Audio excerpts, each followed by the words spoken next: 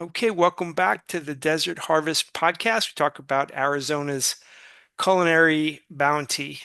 Oren, I got something to talk to you about, but we got to keep it just between you and I, okay? Okay. All right. So, I'm a jiu-jitsu athlete, right? And so Yeah. usually I'm in with these killers. They just beat me up like every time I go roll. And Saturday is open mat, so I get smashed by everybody. But last Saturday, I whooped some ass, Oren. So, What? yeah. And listen, what I need to tell you is that I went down, I had an einkorn bagel, and then went to go roll with these guys. So you should be aware that the Jiu-Jitsu Federation could come in and classify the einkorn bagel as a performance enhancing drug. So if those guys show up, that's what happened. And if anybody What? shows up Saturday morning with a gi who's not me, don't sell them the einkorn bagel, okay? Now, black belt to get that.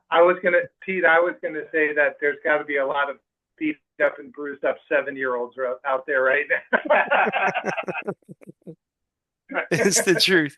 Well, listen, I don't, you must have done something good in a previous life because, we've got some terrific guests today and, they outclass us by a lot. So I don't know what you did to save some puppy along the way to get these guys to spend some time with us. But I'm going to turn the floor to you and why don't you tell us who's with us today?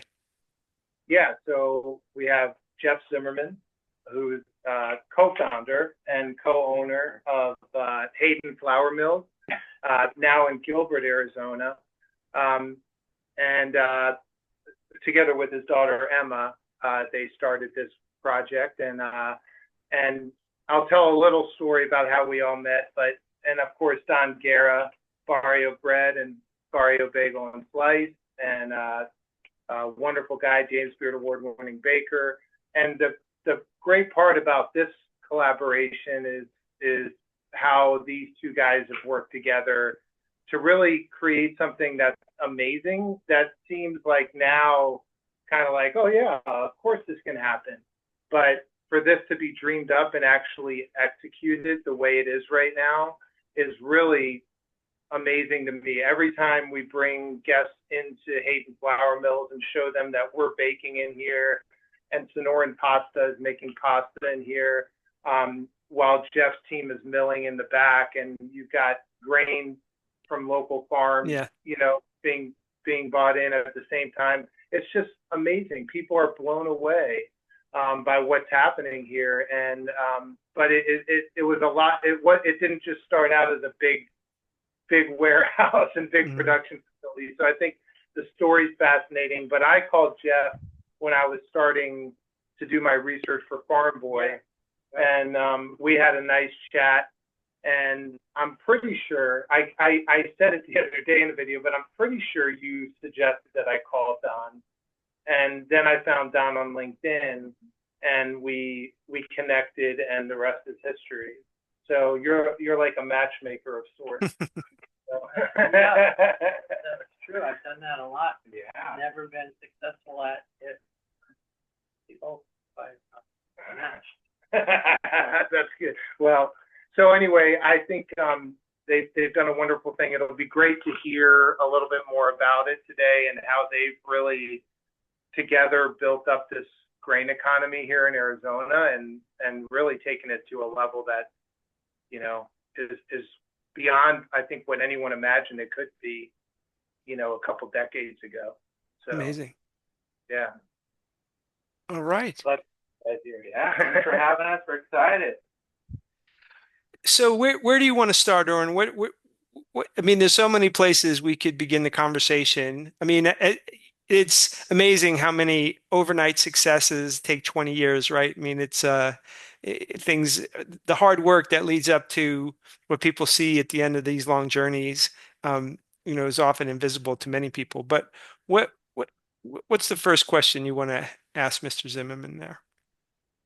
Well, I think we should talk about looking forward, um, and then I'm sure some of the backstory will come up about the origins of the business and, Jeff, how you got involved and how you and Don started collaborating. But yeah, just looking forward. And is this, where is the Arizona grain economy going in the next 5, 10 years? And maybe we could work backwards from there.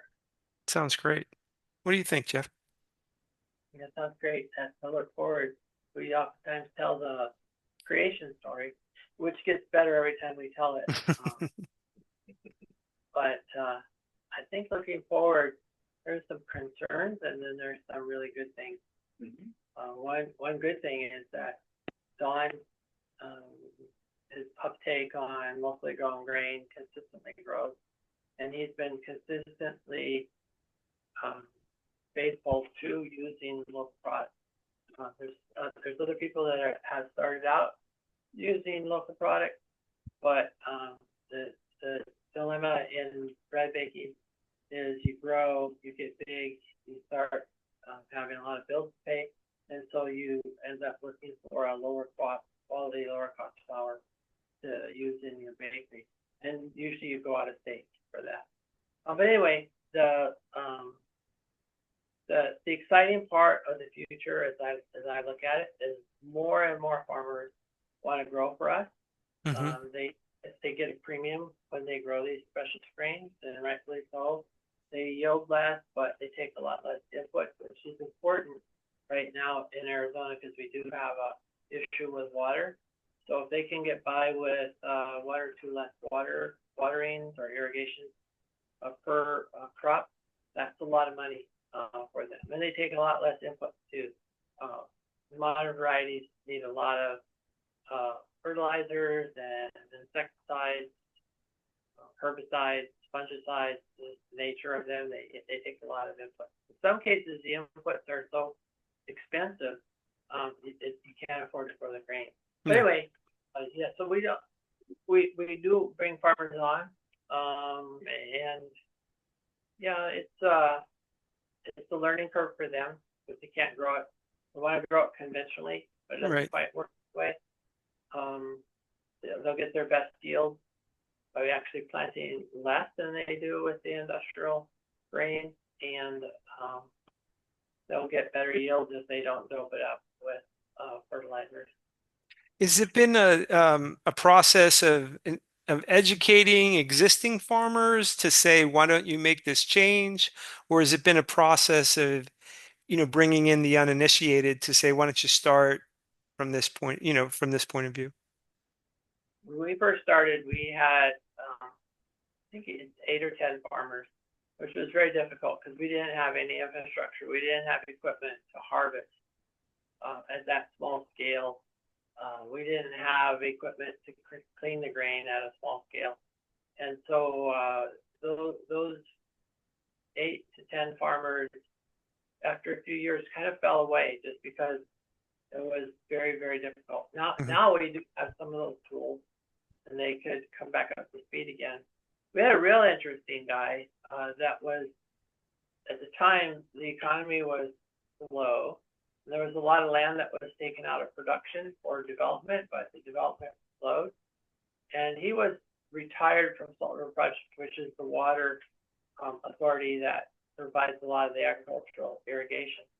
And he was going around putting that cropland back into production because it gave you a really good benefit. Agricultural land was taxed at 1/10 the rate of bare land that was being prepared for agriculture and are being prepared for development. And so, he was doing some great things. We learned a couple things from that. One, we had a farm or a piece of land in the middle of Phoenix on Central Avenue and Indian School, right on the corner. Okay. There. That was so cool to be growing wheat downtown. People seeing it. But one thing we learned is that cropland needs to be used in order to produce a crop. And so that land hadn't been used for 40, 50 years. And it was done more for demonstration purposes than yield because the soil was very poor. It would take a while to bring soil back. So that's an interesting thing. You think, we need to get some more farmland up and running and do all this infill agriculture. Yeah, it's not really easy. Not really easy to do. It takes a while to bring that soil back. And then just when things got going, the developers came in and wanted that land. I don't know if anything's being built on it now or not, but they just overnight asked everybody to leave. Oh, That was the end of that project. But I was done with it anyway. But it was a lot of fun. Yeah. Right in the middle of town. So yeah, so there's farmers here in Arizona that have really good land. They've been good stewards of the land, and they do grow for us. And other farmers are interested in growing for us. So Is yeah.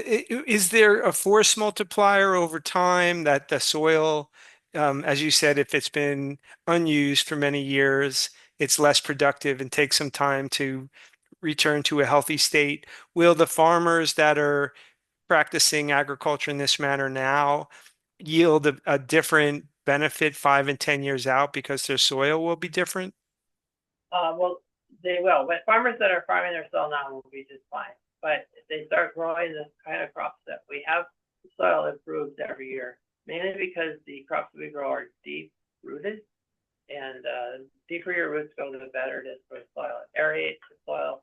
It causes microbial activity deeper down in the soil. And yeah, that's some good stuff. The modern varieties only go down 6 to 12 inches, and the soil gets compacted, and they only absorb what's been input into the soil or what's in that very, very top layer of soil. Yeah. So if you grow the deep-rooted crops, it could be anything, but the varieties we have are deep-rooted. Actually, I just learned that a really good crop for developing soil is a thing called a sugar beet. And sugar beet taproot. Some guys just grow it to develop the soil. The taproot can go down 8 to 12 feet. Of a sugar beet. Good Lord. Yeah, it really opens up the soil. Anyway, the sugar and that beet, the sugar plant closed here. It used to be a big industry in Arizona, but they don't have it anymore. Oh, I didn't know that. Well, Oren has spent time in Salina, Kansas, and the Land Institute, is that the right term for Oren? The Line the Land Institute, yeah. Salina, and they have these great pictures of like the wheat, right? And people have a misinterpretation of what grass could be, right? Where the what's above the soil and what's below the soil could be of equal height, and and changes things dramatically over time, right? If there's all that life living below the soil, it's interesting. Yeah, well, that was the premise of the tall grass prairie in the central states. That was very, very fertile land because the roots went, I don't know, what was thousands of years or Yeah, what time period, but that soil was very, very, very fertile. Now you go back, I just went back to some of those states, and in the 50 or 60 years that they've done mechanized agriculture, compacted the soil to the point yeah, that they actually have to drain it. They put drain tiles in it, like you put around the basement to keep it from getting water in the basement.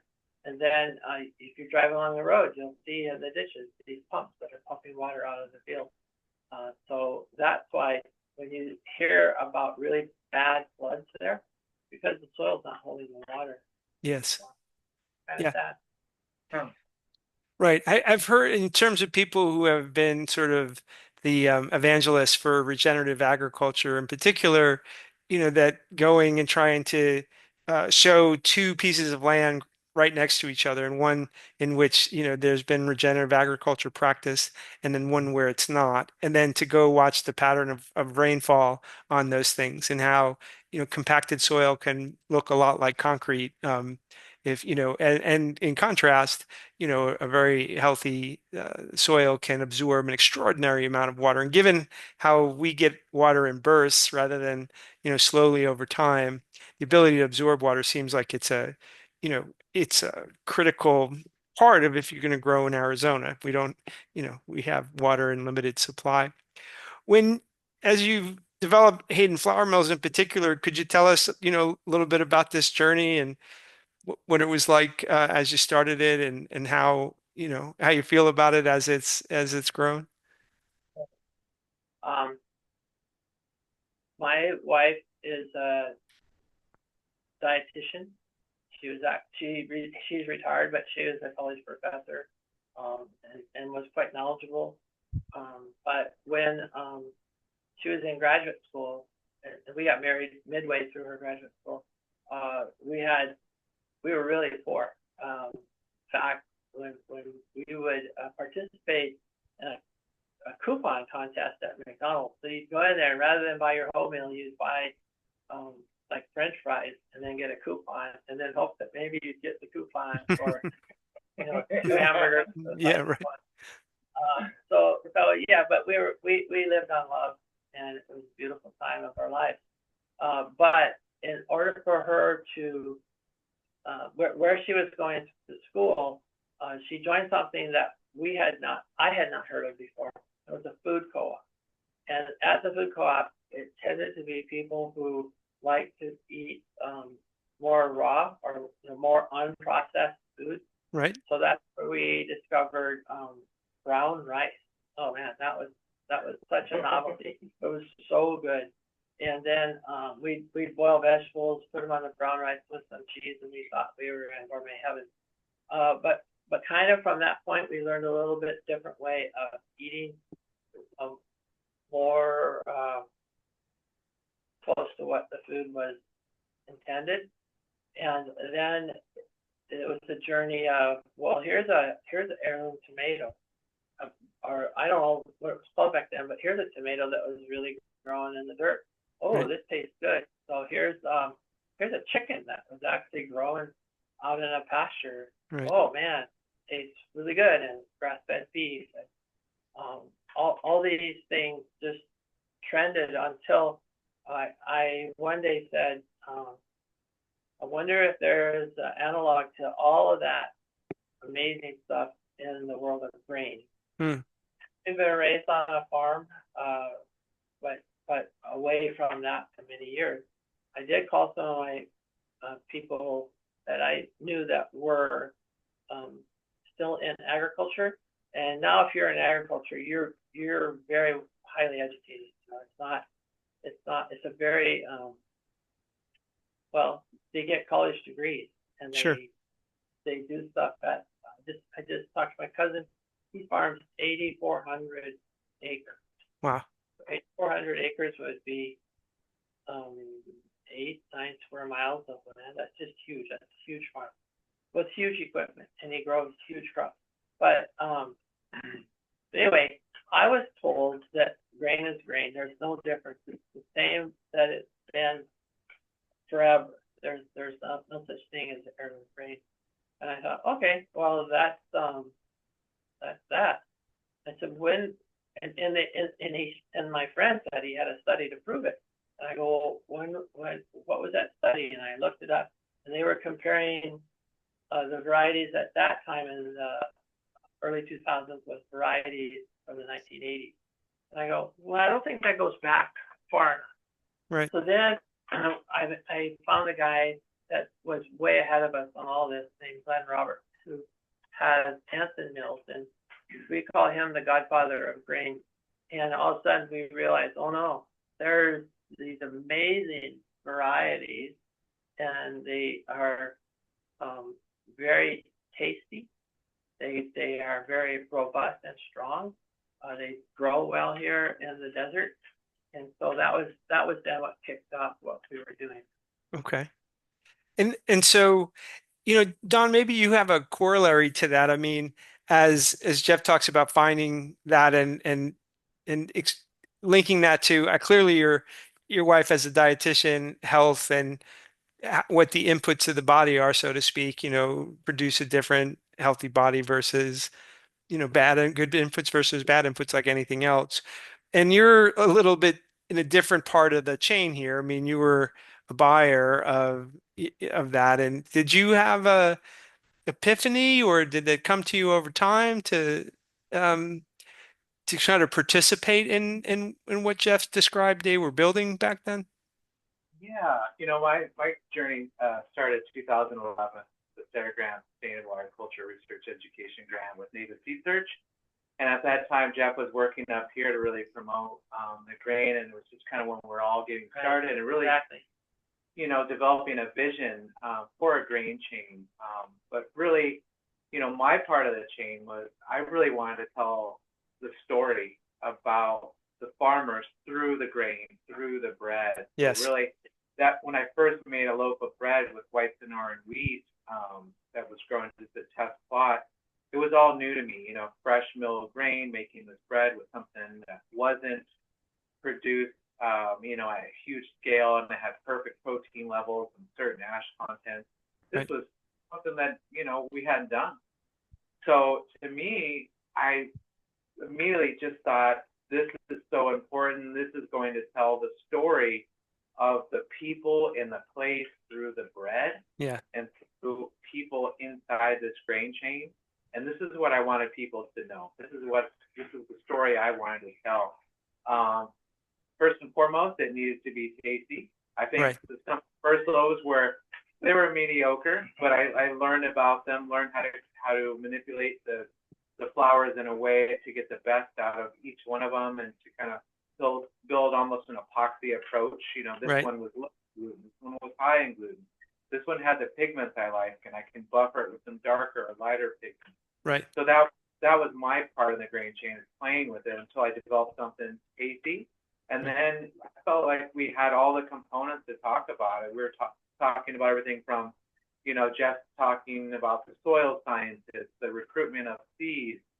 Who were these people? Who were the farmers? How did it get from here to Jeff and millet and the flour, and then to me as a baker? So this is sort of the story that created something that I didn't think was going to be really the big lift, which is how much the community embraced. Right. We were on this timeline that we had no idea was going to just be a gift from the universe that would just take us up to where we are now, which is at scale. And this is what we think about now, is not only has this become almost mainstay for us as farmers. With Noah Hiscock's growing 7 varietals of heritage wheat. Okay, Nice. no big deal. Us, this is what he's been doing, but you show these pictures to other people and, mind blown. And then it gets to Jeff and the milling. So now we're at scale and we're talking about keeping up, but also making it accessible to Yeah. the home baker.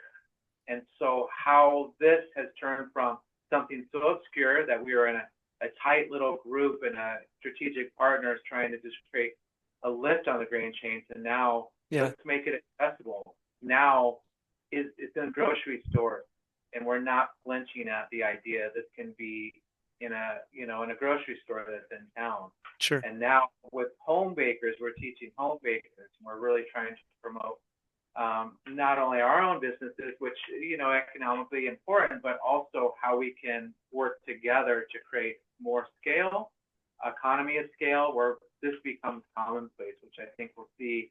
In the next 5 years, it's more visible for sure, but in the next 10 years, they'll just be like, this is what we do in Arizona, where it's nothing foreign to us, and hopefully that mission continues, because the more we work together in our group, our grain chain that we've built, the stronger it gets, and we have problems that are more fun to deal with, instead of Right. we're in collaboration. Yeah. Not just one person getting stuck in the grain chain. Yeah, deep roots, right? Just like Jeff was saying about and Jeff, Don used the term a few times there, and maybe I'd ask you to talk a little bit about it. He talked about the grain chain. So could you kind of, maybe not everybody's heard that term before. Could you tell us what he means by that? Well, I think it's just a lot of people have to work together to make it happen. Seed suppliers, people that clean the grain, people that grow the grain, harvest the grain. But the one part of the chain that for us was very, very, very lucky. When we started this on our end, growing it and stuff, we knew nothing about bread. We knew, we were just like, okay, this is like growing some tomatoes. Let's grow it and see if people buy it. Yeah. But wouldn't have been for Don, this probably either would have been very slow happening, or wouldn't have happened at all. And let me say something about this.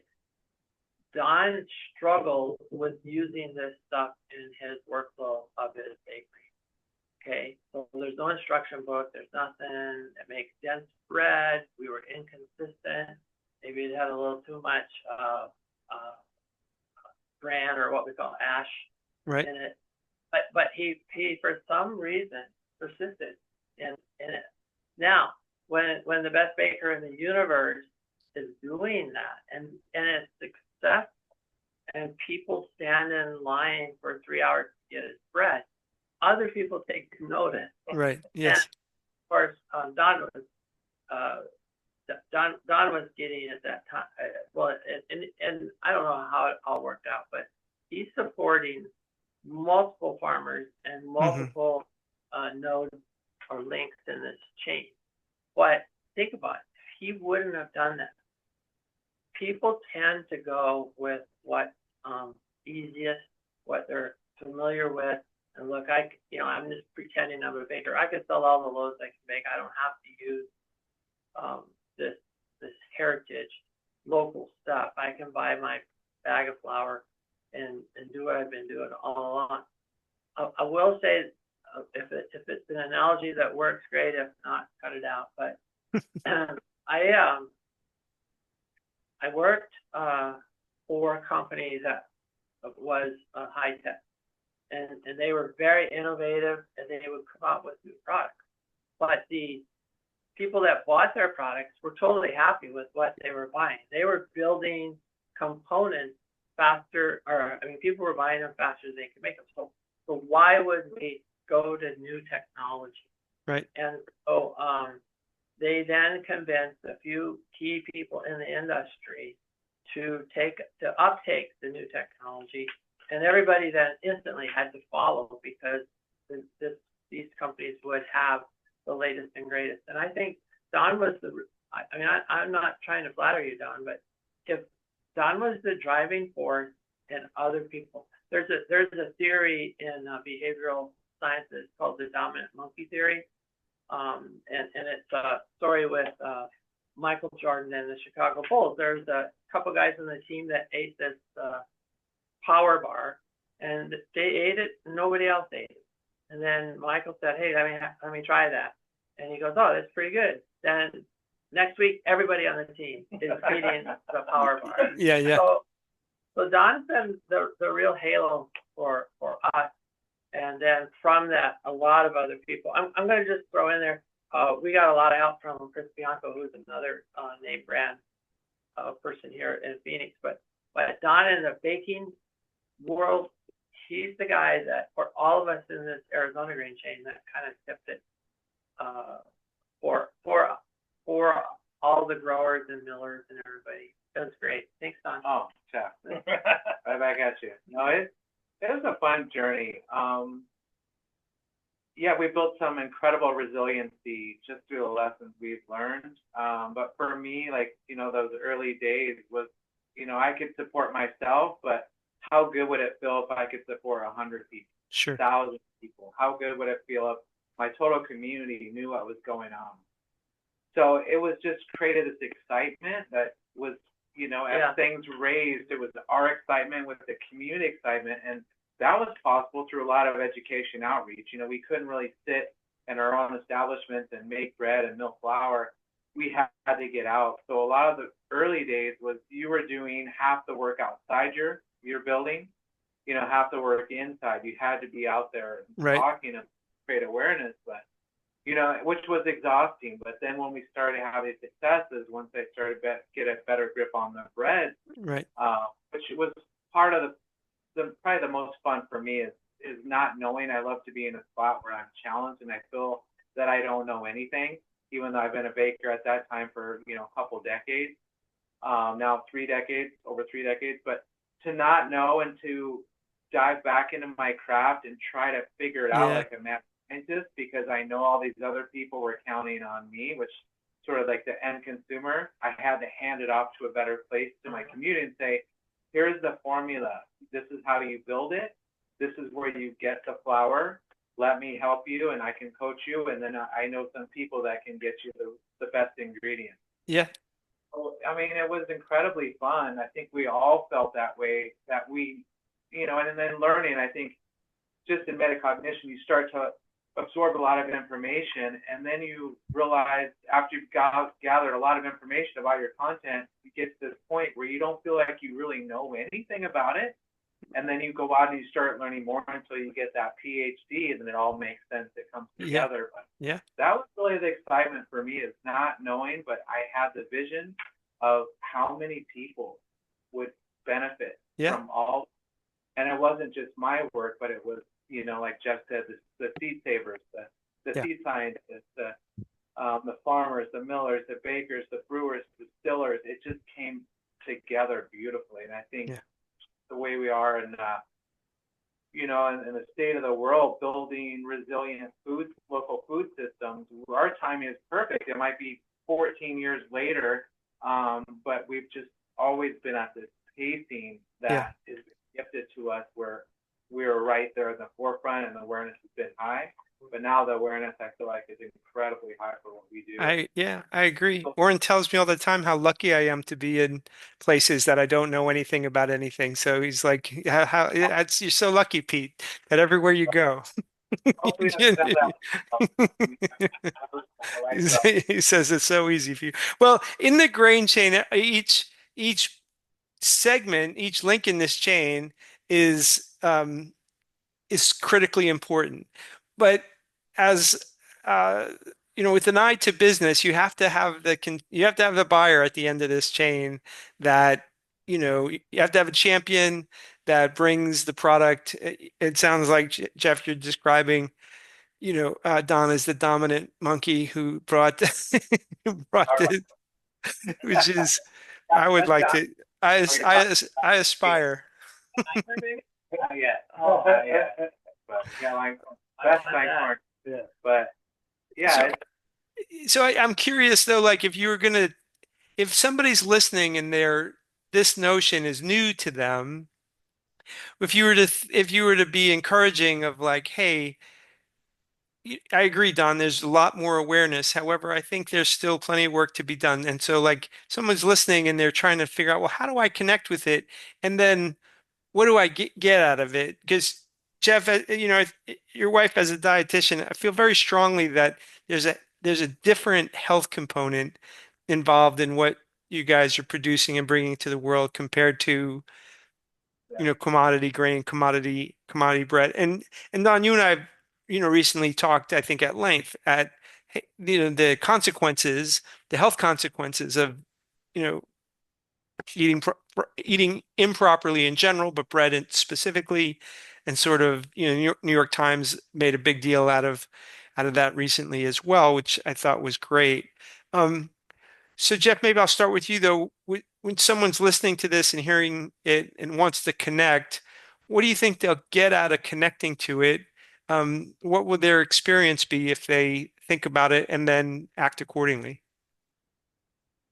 For our business, we have a tagline, and the tagline is "Eat different, live better." Nice. And not just grains, but grains are a very important component of the diet. But if you eat different, you're just going to feel better. I want to tell a story in that context. If we have time. We do. We do. Yes, sir. It really drove it home to me. I have to take a deep breath so I could tell it without tearing up. But my daughter, my baby girl, was going to school in New York. She's an athlete, and she needed to consume many, many calories a day because she was working out. And so it's important to her to go, to eat at some place where she could eat a lot. And we had the opportunity to go to a very, very, very special chef's restaurant. So Dan Barber had Blue something. What was that? Yeah, there's Blue Hill and Blue Hill in New York City, and I brought him some grain, and he was so gracious. I was so stupid at the time. I mean, he must have had thousands of people wanting to cut the line because it was a long wait, and he got us in and gave us the full course. We didn't order off the menu. The chef just gave us the full course. nice. And they brought out these little plates, and my daughter's going, this thing. She told me afterwards. She says, "Well, I'm going to have to stop on the way home, and get something to eat because this is definitely." I said, so they brought out like 14 of these small plates. And now this is the part that just kills me, because my daughter is sweet, she's kind, she's wonderful. But we rode the subway there. Now we're done with our meal, and we walk out, and she grabs my hand. She's holding my hand. We're walking to the subway. She said, "You know, Dad, I don't feel full, but I feel satisfied." Oh, perfect. And that's what, all his food is sourced from the very best sources. It's close to being the raw food is you can get and still make, like food for a restaurant. But that was the experience of being satisfied or satiated by good food. And then we've seen this now as we've had the chance to eat food that smaller portion, but well prepared and well grown, whether it's, no matter what it is, you come away not stuffed, but you come away very satisfied. I think low nutrient food, your body's just saying, I need more, I need more, I need more, because I need these nutrients. But along with that, you get a lot of calories, and you eventually become unhealthy. By the way, I was going to say you gain weight. But weight's not bad. I mean, I've got a little weight here, but Thank you. my doctor is such a clever fellow. I went in for my appointment, and then I read my notes afterwards. He said, well-nourished gentleman. Hey, I like being well-nourished. Yeah. If it's good food, if it's good calories that have come into my body. So that is a driving force, is that a lot of the things we do when we grow are selected or bred for flavor first, and then maybe the yield is lower, maybe it's a little harder to grow. Generally not, but that's what we're headed for, is that people will eat it. There's a one little tangent I want to tell you in the context of what you asked. I did the deep dive on this because I visited the farm, and these farms had storage cabinets with skull and crossbone on them, and in those storage cabinets are all the chemicals that they use for their farming. And I just asked, because they're not embarrassed about it. That's just how they farm. Right. And once we listed all the chemicals for growing, potentially for preparing the soil, preparing the seed, planting the seed, to what it ultimately became flour. There's up to 35 chemicals that can be used in the production of that, and I was like amazed. A lot of them are forbidden chemicals in other countries, and some of them now are being questioned here. But they treat the soil, they treat the seed, they treat the soil when they plant the seed. After the seed emerges, then it's treated with some other chemicals, because of the nature of it, it can get fungus. And as it grows, it attracts insects because it's low to the ground. Soil-borne stuff comes up and harms it. I was just at a farm for not for any flour mills, but to see some friends, and it was harvest time, and it had rain, and the gentleman said, "Oh, I can't meet with you now. I have to get out to the field to spray the grain, because this moisture will cause a fungus to grow on it. It's a fungus that actually does what the name says. It's called vomitoxin. It's actually called Don, which is an abbreviation for it, but vomitoxin makes you vomit. So he's had a sprayer. It's 182 feet wide.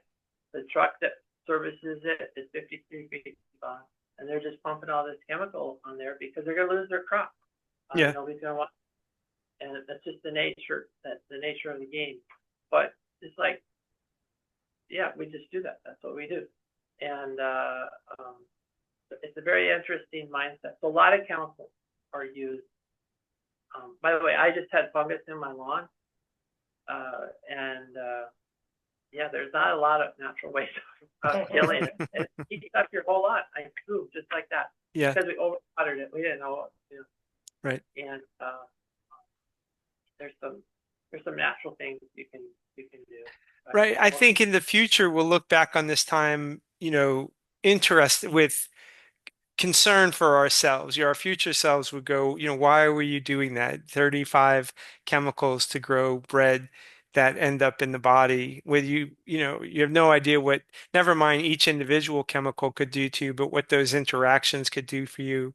I think when you look at, pictures and films of people in the 20s and 30s, those bodies did not look like our bodies, and something's going on. And it's not just that there's a change in the willpower to move. Oren, are you about to say something? Well, it's so crazy that you just brought up Dan Barber, because as you were mentioning it, I was thinking about the book The Third Plate, which is one of my favorite books. Great. And the first chapter, if I recall correctly, is about his visit to a grain farmer who was now growing heritage grains without any chemicals. Mm-hmm. But the reason he decided to do it was not because of some epiphany, or it was because the chemicals were killing him. He was literally dying from farming at an accelerated pace.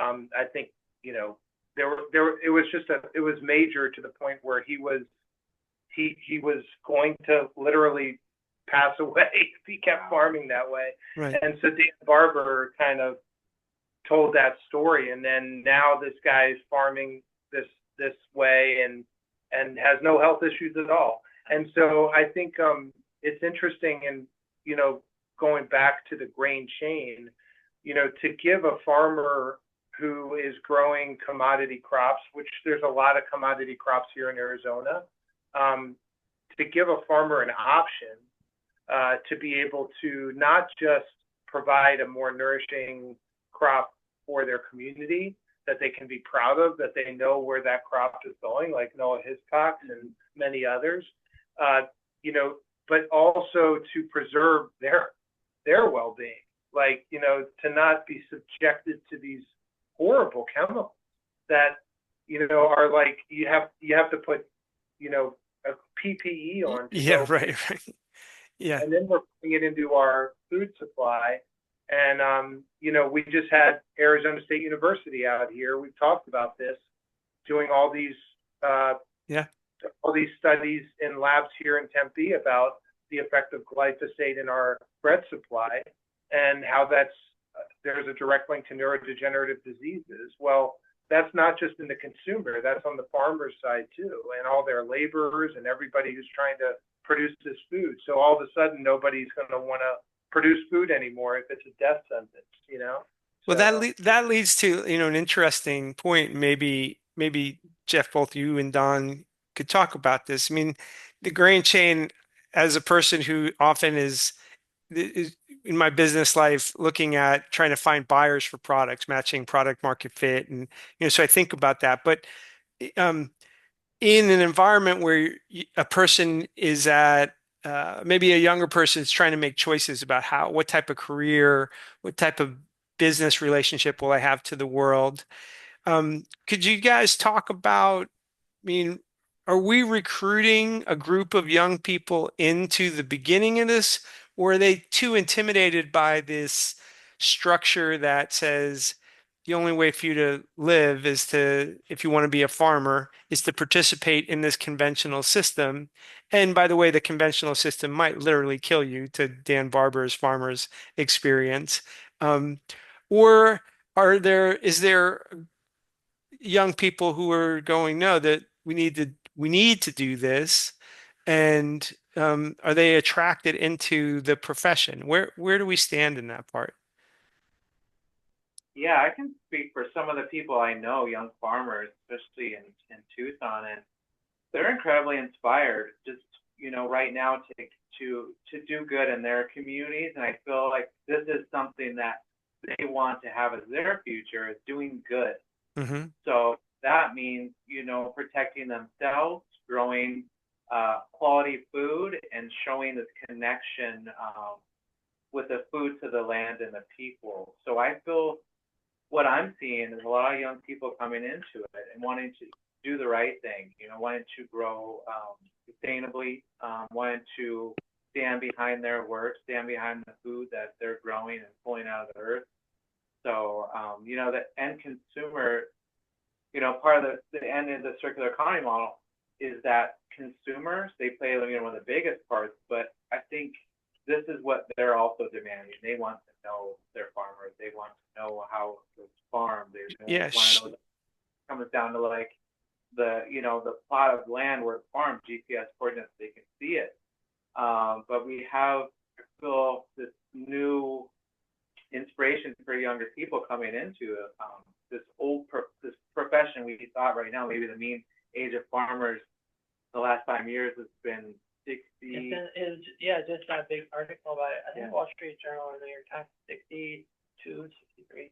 So, Turn it over. We need to keep spreading the knowledge, the knowledge keepers and sharing it. But it's exciting. I think, we're looking at from environmental, ecological side, but when you think about the products that are produced with these ingredients, not only is it flavor, but we're looking at food as medicine now, and Jeff's example of how you can be satisfied with a little bit less in your body, you're saying about it's nutrient rich and you're getting the minerals you need. You don't need as many supplements. People trying to catch up with a good feeling with supplements. I mean, this is part of our food. You eat some of these grains and, having a root system so far down, you're fixing soil, but you're also pulling up the nutrients and the minerals that, fortify your diet and make you feel good. So.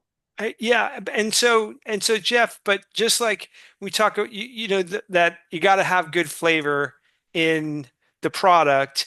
I think in a similar manner to attract the group that you're talking about, Don, there has to be prosperity also. Like virtue will get you so far, and then at some point you're like, I need a new pair of shoes. Like it's so, I think one of the things that I'm interested in is Oren and I will spend time talking about the virtuous cycle, right? In that this notion, eat differently, live better. Like that once you begin to do good things happen along, the chain of many different things that benefit everybody. And I'm curious, would a young person see this road as a road to prosperity, or the only people who will go down it is that it's a road of virtue? Because I think we need many people, and the way to attract that, just the way that I was born in 1970, and if you bring me to a health food store in 1976, that is a analogy for food that doesn't taste good. Like, yeah, you're eating this for virtue, but 1975, I wasn't eating anything good. Some parent or uncle took me to the health food store.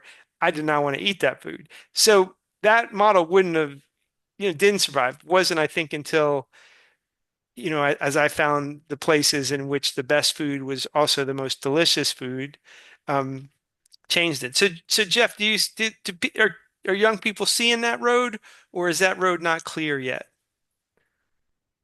Um, let's have a conversation about this, the experience I just recently had. So we have a food system that some people believe is really driven by large corporate interests, and it's very hard for a person to break into it and get into the market. That they need to sell their product and be Right. profitable, because you have huge farms. And yeah, but I want to tell a good story. Good. So we traveled to what's called the Baltic region, or the Nordic states, and one of those states was Finland. And we did this agricultural tour where we started probably, 10, it was 800 kilometers, which I haven't, I think it's like 400 miles, something like that. It was a long, like grueling thing, but we would stop at these farms. We would prearrange to stop at these farms. And my question was, well, are you organic certified? And they're just like dumbfounded. Like, what, what are you talking about? We don't, we know what organic is, but we've never been not organic. I Right. mean, that's how we farm. And I find that the government of Finland incentivizes goodness. Hmm. And and so I met all young farmers, all young farmers who, I talked about the farmers here go to school and they learn how to, increase productivity and manage their farms. But one guy we met was a PhD, and he was the head of organic, what do we call that? We take care of this organic regenerative agriculture for the European Union. I mean, he's really into it. He would dig up shovels of dirt in his field. Every shovel he dug up there was a beautiful earthworm. Yeah. And I mean, the soil was just incredible. And so I said, well, so when I asked about organic, he said a lot of farmers don't do organic because there's no market for it in Finland because everybody is already doing good. They Right. don't use a lot, like that list of 35 chemicals. I would guess that 32 of them are banned in Europe. Yeah. Yeah. Yeah. Right. So here you have a whole system that makes it really easy for a young person to farm, to do it with integrity, and we also visited on other trip Switzerland. Amazing the food system there, and so I think the United States, we asked the question about young farmers. I think we'd have young people standing in line to be farmers if we had a better system. And then to ask those people to change the system,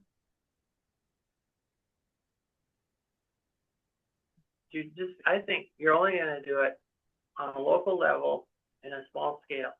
So there's people that know Don and Oren's food is really good.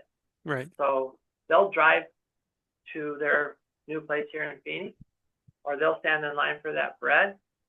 So I kind of thought, well, it's going to be, it's probably going to be just small, local, and I don't know what'll happen. Probably what'll happen with, I don't know.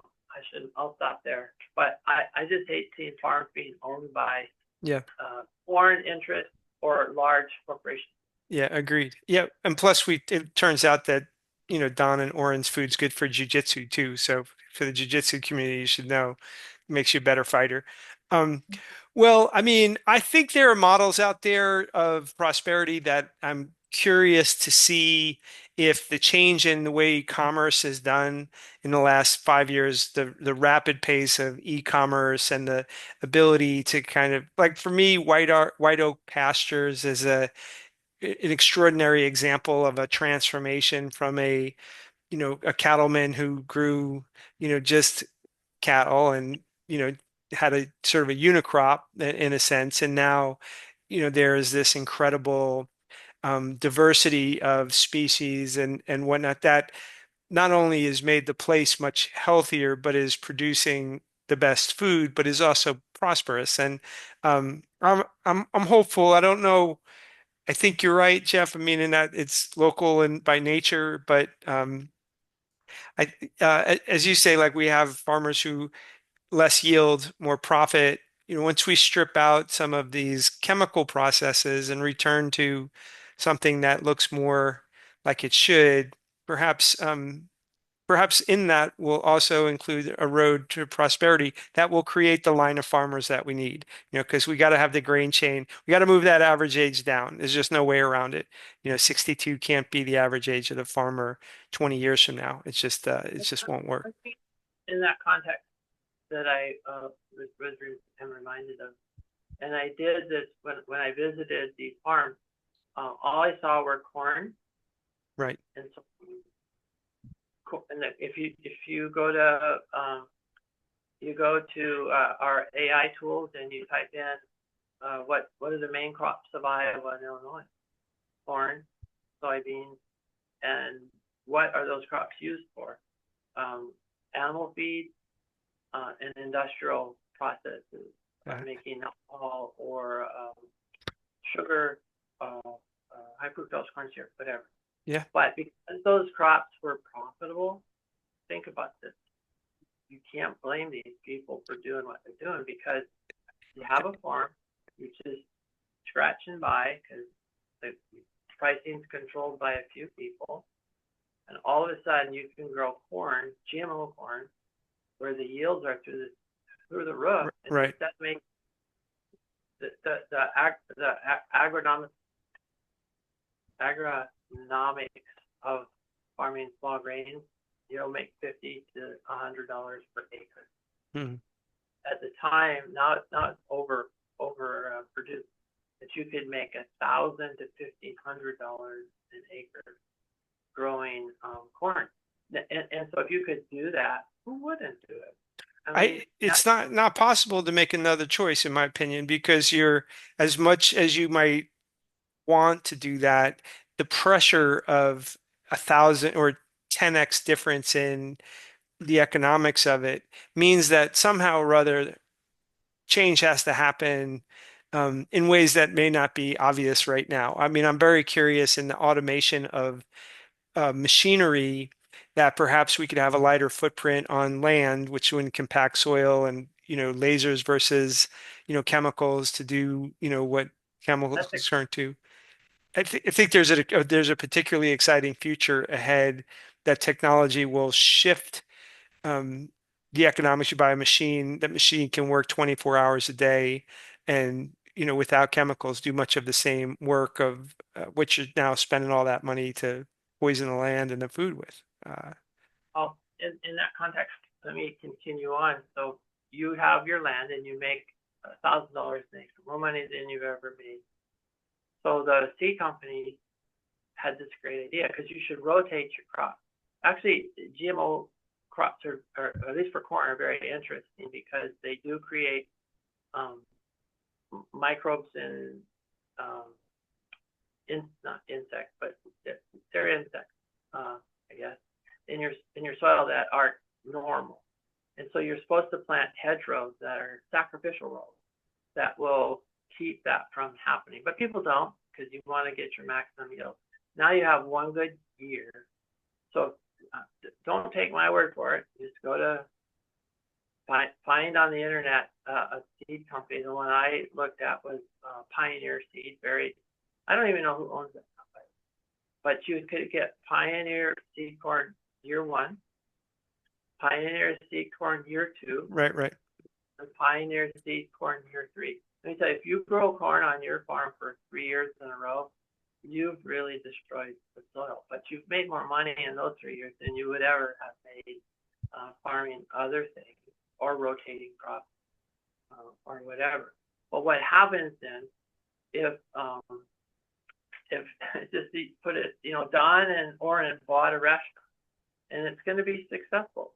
And then the next time they go buy this concept, they bought a place that had been something else.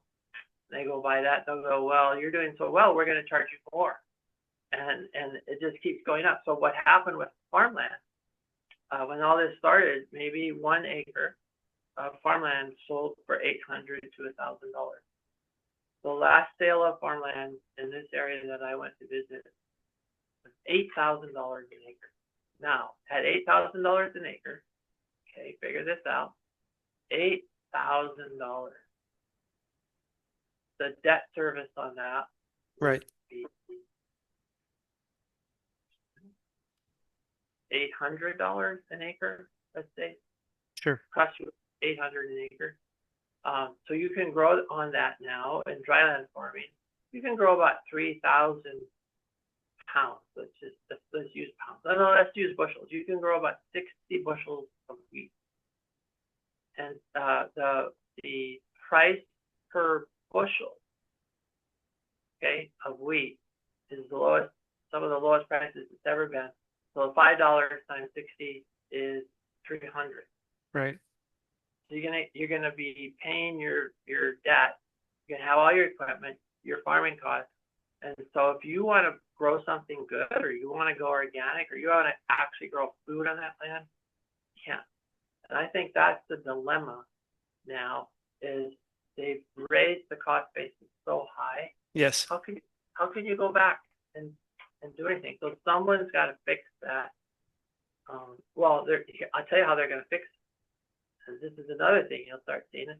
Well, we need wheat that produces more wheat, and we'll get that by engineering the wheat. Yeah, it's just the continuation of the direction that we're in.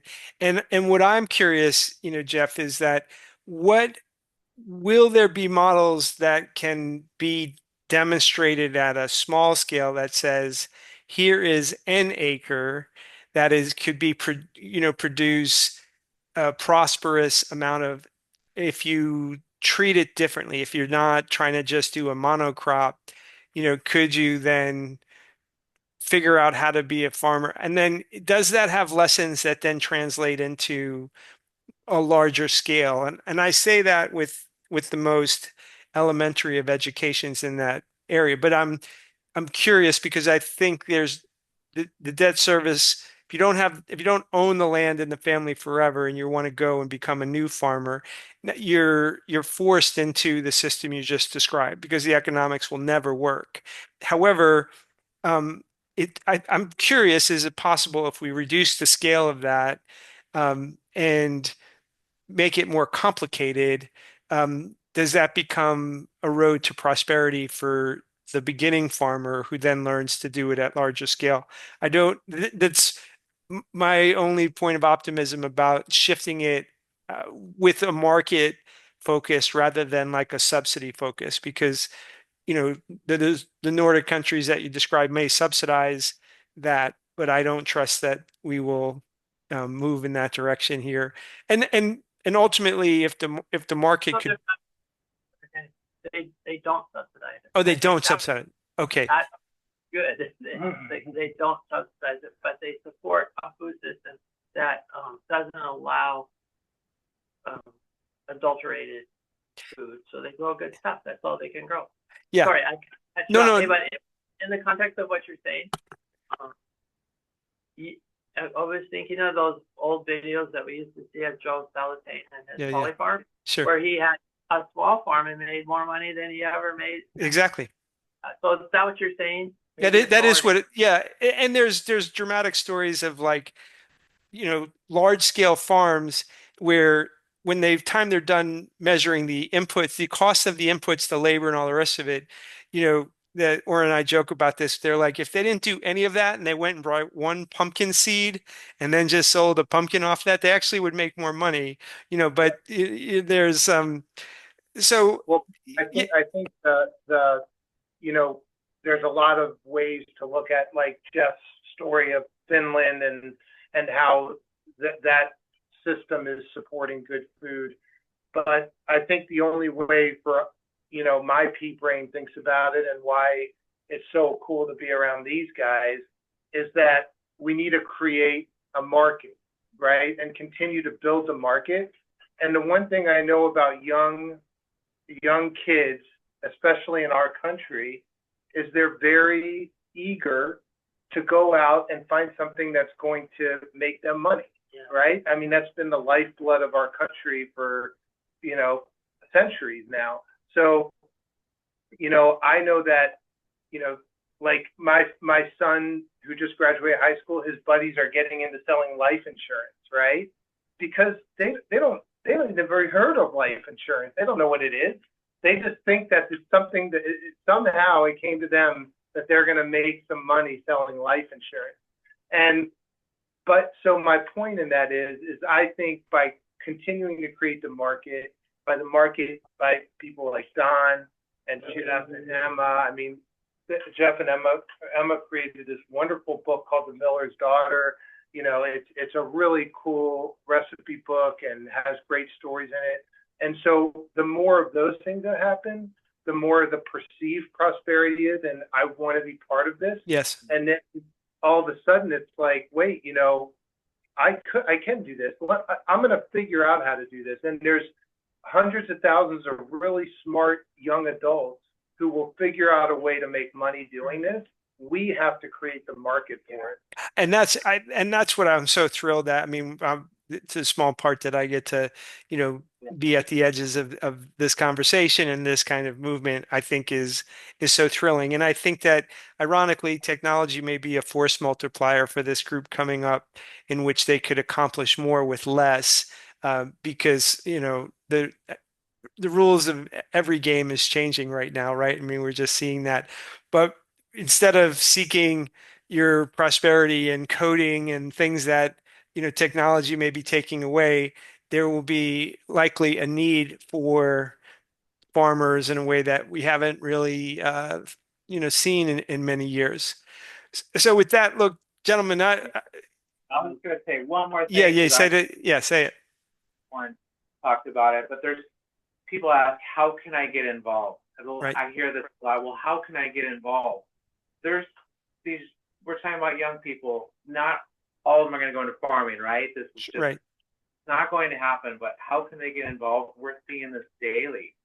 And this grain economy can only work if we're having passed through with each of our contents. Jeff does not want to sit on 2,000-pound totes in a warehouse. Right. He wants to make sure that he's connected with a baker, a brewer, these other food makers, tortilla makers, pasta makers that can do something with it. So it used to be we were doing those jobs early on, 2011, you know, calling Jeff, how much flour do you have? Jeff was putting his pickup truck. A couple times he drove it down, and it was a couple 100 pounds, and we were really excited about this. But as we go to scale, we need people to get involved, and they're not all going to be farmers. Right, right. They could be distributors. Oren and I are working right now on how do we make and sell bread and get it to the people who really want it so we can help nourish them too. Yeah. These people that are building these platforms for local food systems Yes. is amazing. So when we think about, let's put this energy to good use, they have a lot more energy than we have, and their critical thinking is probably starting to surpass people like us are getting tired, but creative, innovative ways to make sure our products get to market. And I think it starts with the farmers, with organizations like Produce, you know, have direct contact with the farmers. Farmers are not going to drive it anymore. Jeff's probably not going to come in the bakery with 100 pounds of Sonoran white wheat in his truck. But this is how we get involved. This is how we strengthen food systems. This is how we become resilient, and then instantly our products are moving from one place to the other, and we're growing it, we're transporting it, we're making something that's beneficial to the community, and the end consumer, our communities embracing it for many of those reasons. They're nourished on many levels, not just the physical. I agree. Yeah. How to be part. So this is really exciting. Oren and I are doing this on a daily, meeting people who are working on these platforms. And it's exciting to see what's possible. And consumers are now demanding it. So how do we get it to them? It's really exciting. Oren, I think he just called us old. I think that. I'm no young man. Well, listen, this is we believe in the virtuous cycle, you know, I mean, things that come out of the ground as they should be and then get, you know, refined by artists and then consumed by people that they're healthier, happier. And, you know, as Jeff's, you know, tagline goes, right, eat differently, live better. It's, you know, you guys are great ambassadors, leaders, you know, icons in many ways of it. So thank you very much, though, for the time. And I love this conversation. Appreciate it. Wait, it's over? Well, we'll have you back. Although We're just getting started. you just get it started. So I heard there's beers over there in the fridge, for crying out loud. You spreading the message and educating people. We did an exercise. Right now, we have the real hardcore foodists We have maybe the next ring around that, which are people that want to eat Yeah. better. But really, we need to educate people. And once they get educated, and a lot of people that come into our store here, And mine. well, they come in because they heard a podcast and they heard someone Yeah. say something. And so very powerful. Thank you very much for what you're doing. No, no, this is my pleasure entirely. All right, well, we'll do it again. We'll do it again. I don't know how I didn't get the invitation to come down and see you guys for this thing, but next time we'll Where figure do you out. live? I live right around the corner. Oren said, just get on your computer. He says, we don't have room for you down here. Yeah, straighten them out for me, Jeff. He won't tell you that we have wilderness beers here too. Yeah, is Wilderness Beers there? That's what a jip. All right, gentlemen. Thanks so much. All right, Pete.